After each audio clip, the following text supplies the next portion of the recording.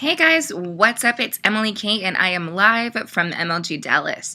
I'm going to be bringing you guys a lot of stuff this weekend.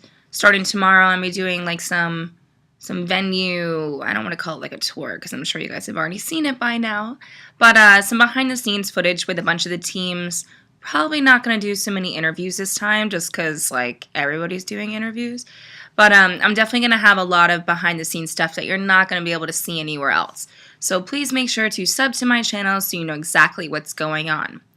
On a side note, the hotel that I'm staying in is haunted. Yeah, I said it, like ghosts, haunted.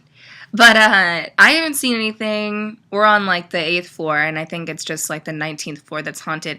But if you're wondering where I'm at the Adolphus. So I'm gonna link like this awesome YouTube video I found on the ghosts, or I guess not a ghost, but like some weird elevator thing that happened. But yes, I'm going to link that in my description. Be sure to check it out, and I may even do my own ghost adventure. So, be on the lookout for that. Also, if you're new here and you don't know who the hell that I am, I don't know how you got here, but thanks for watching. But yeah, if you're new and you don't know who I rep, yay, that's who I want to win this weekend. So, we shall see how they do, and we'll go from there. But yeah, let's get into some of your guys' questions that you asked me, and I'll do my best to answer them. Please don't jump down my throat for my predictions. It's just my opinion. But yeah, here we go.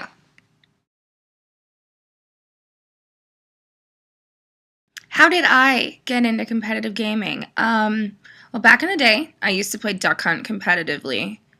You guys are probably laughing, but I'm serious. Like, me and my brother used to go at it. 007, original Nintendo. I've been playing video games for years. If you don't know how old I am, I'm 25. I'm old, an older gamer, but that's okay. Yeah, no, I didn't really get into like competitive until about like COD 4 times, except I did not come from Call of Duty. I came from Rainbow. So originally, I am a Rainbow girl at heart, not Call of Duty. But as you can see, my loyalty lies in COD. But yeah, that's exactly how I got into competitive gaming. Will I ever compete? No. I do not play well under pressure at all. I hate being the last one alive, and I know I'm bitching. But I will probably never compete. I can't put the time in. No. It's just not for me. I love watching, coaching, doing media, all that stuff. I love playing. I just can't play on that level. My team would hate me. So, no, I will never be competing at MLG or UMG or any other event like that.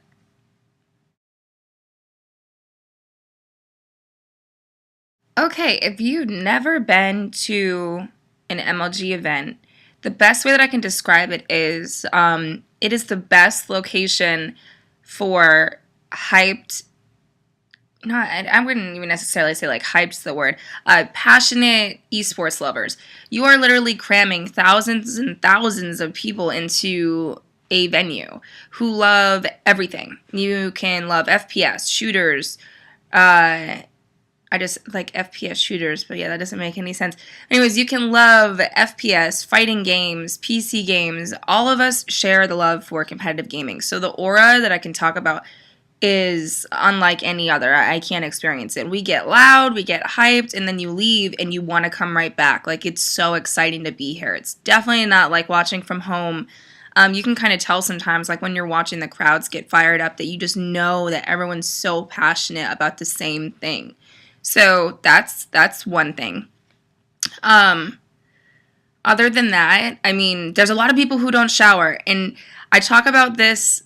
I think I did it in my last video. Please, for the love of God, if you come here, shower, because it's so bad. Like halfway through the day, like some of y'all be smelling bad, and I don't mind BO, and you don't mind a bunch of little kids running around, and you're passionate about esports, you have to make it out to an MLG event this year. The next one is in Anaheim in June, so be sure to check it out. I promise you, you would regret it if you don't come.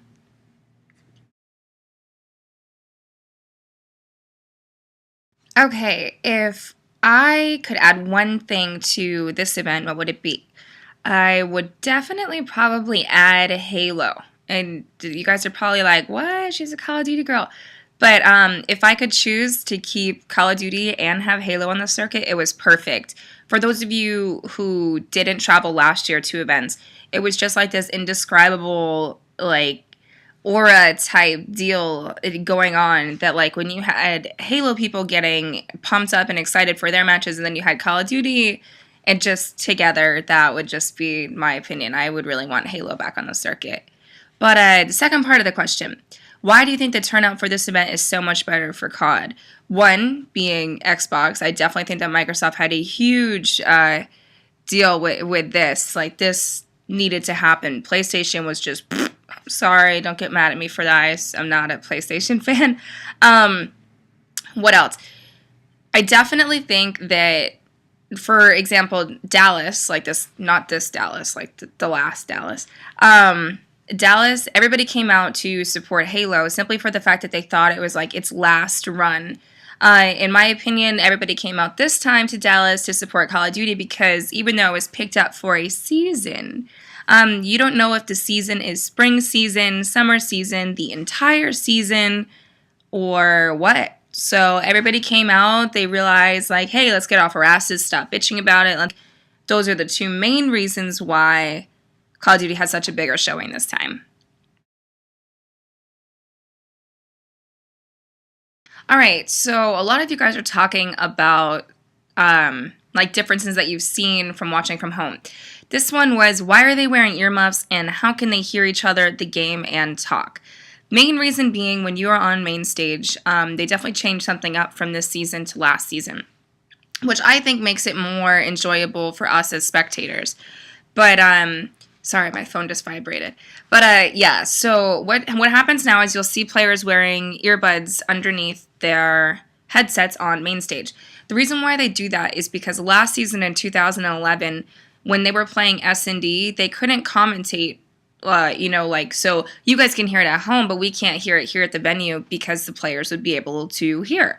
So this time they added in, like, the earbuds rules so that they can actually commentate S&D. They can do their own things, especially like Hardpoint. They can call things out, and the players will not, I mean, I'm sure you probably can still hear, but not even remotely close to what it was in 2011.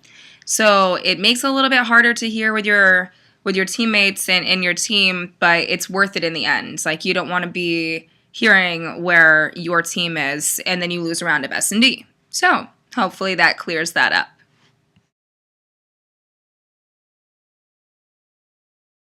So this question, I absolutely love this question, and it's going to be the last one that I answer. But UMG Gaming, someone very dear to my heart, they asked, how are teams adapting to playing split screen in the opening rounds? So as everybody knows, the first 3 rounds of open bracket are played split screen. And if you've never played split screen before, it's terrible. You have no kill feed. You have your partner's game sound. There's just so many changes that, like, you can't even name. I heard that there were a lot of issues that you can't use SCUF controllers as you're split screening. So I definitely think it's harder. Like, if you haven't practiced it before and you're not used to it, then you're definitely going to run into some issues. I know SOAR hit some issues today when they got knocked out. But it's only the first 3 rounds. So after that's over, you're not going to need to deal with it anymore. And I believe they just finished, or most teams have just finished up round 3 now. So best of luck to those that are still playing on split screen. Other than that, most teams are doing all right with it. So I'm glad that it worked out in the long run. That is all, guys. I try to answer a lot of your questions. Some of them are more in-depth than others. I will get into my top 5, and I'll even do, like, my top 8 predictions. I'll put that out for you guys tomorrow morning. I'm going to be doing my hotel tour, potentially a little ghost adventure. A lot of behind the scenes venue footage, like I told you guys I'll be doing yesterday, that nobody else can get you. Some optic stuff, like some very special stuff going on in there. So please be sure to like, comment, sub, favorite, all of that good stuff. I really do appreciate it. And until then, thanks for watching, and I'll see you next time.